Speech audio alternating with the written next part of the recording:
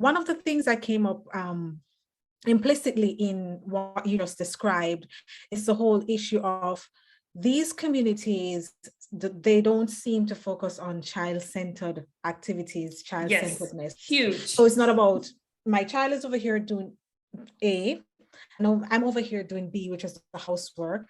And so my child only learns to focus on their task and not the task of a family. So Yes. can you talk a little bit about why, or your observation of the not so embracing child-centeredness activities, but more of a familial-centered activity? Yeah, I mean, this is huge, right? So we kind of have this sense, and we talked about this a little bit earlier, that children need like entertainment or stimulation, and it has to be very kind of for them, right? So like before I wrote this book, like Saturdays and Sundays were filled with child activities, art museum, the zoo, birthday parties, all these things that are designed just for Rosie, just for her, right? And things that I don't actually want to do. So you don't find these really anywhere else except for very westernized places. And I think what these do to children is, now I will say that like many places have sports and kind of after school activities for children, but the children just do them, right? And little kids don't do them. It is really when the child has decided, I want to do soccer, right? And the child then signs themselves up for soccer and then finds a way to get themselves there. It's very child driven, right? But for the little ones, this doesn't happen because little ones can't really do it. But what I think all these child-centered activities do is, one, it separates children from the adult world in the real world, right? And if the children aren't around adults doing adult tasks, they don't learn them. So they don't know how to behave in an adult world, like at the grocery store, at the post office.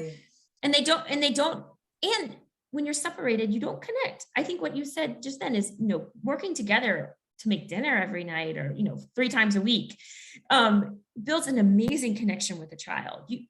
I can't overemphasize how important that is for me and Rosie's relationship, that we spend that time together. There's no screen, it's just me and her deciding how to feed ourselves, right? Yeah. But she's learning how to cook. She's learning to develop a great relationship with food, right?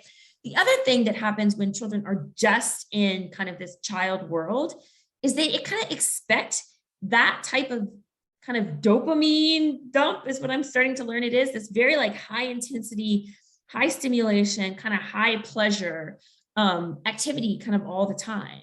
And then they don't want to do chores. They don't want to help, right? They think that their job is to kind of, if they were an adult, go to cocktail parties all the time, right? It's just this kind of constant entertainment that happens. And, violin lessons, Mandarin lessons, all these kind of instructional things, while not the same as parties and museums and kind of these entertainments, they are very child-centered, right? And they do take away time that a child could be learning how to take care of a sibling, learning how to, take care of themselves, right? And I'll say, the last thing I'll say is, I think giving children some time during the week to just be with their family while their family is doing family activities, whatever that is, I think also is very calming for our children. It's what, Rosie would come back from like some instructional child-centered activity and be very high strung, right? And very kind of anxious. But spending the afternoon going to the grocery store and then preparing dinner and then cleaning up, or spending the day gardening with me outside, she's much calmer. She's much more better behaved, because I think she feels, like you said, like connected to me. Sense of belonging. Yeah, a sense of belonging. Exactly. This reminds me of there is another parenting expert, Michelle Borba.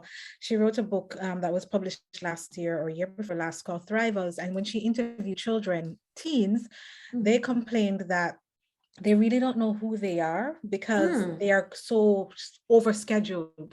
Every day they have a sport activity or art activity, and they did not get a chance to unwind, and they don't know who they are.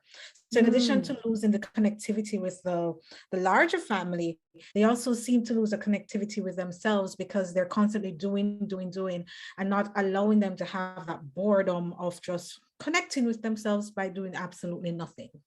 Right. Like this idea of like, when you have nothing to do, what would you do? Yeah. Right. You know, well, that's really like, if you sit there and I have nothing to do, number one, there is a study that shows that when kids aren't overscheduled, like you're talking about, they develop the skill of initiative, right? If somebody's always telling you what to do and where to go, and you always have an activity, you never develop that skill of like planning your schedule, planning what you're going to do, which is incredibly useful and necessary to be successful in a lot of adult jobs, right? Every day I sit down at my desk and I plan it. Nobody's telling me, right? Yeah. And so I think we children don't have that skill. Like, I'm bored, I don't have anything to do.